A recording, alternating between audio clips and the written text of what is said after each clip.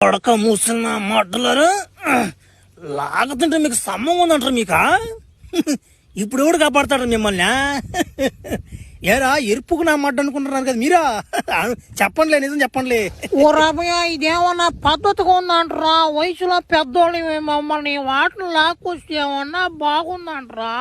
అబ్బా వీళ్ళు పెద్ద రీనా నా మాట మీరు చేసే పనులు మళ్ళా మీరు పెద్దోళ్ళు మీకేమన్నా మాట తెలుసా ఆ ప్రొఫెసర్ కూడా నా మాట పుత్తులో కర్ర పెట్టి లేపుకుని మరి వచ్చాడు నన్ను ఎంత దూరం తెంకొచ్చాడా నాకెంత నొప్పి పుట్టింది ముడ్డంతా నా మాట మంట దింగింది ఇప్పుడు కూడా తగ్గరా నాకు ఆ మంట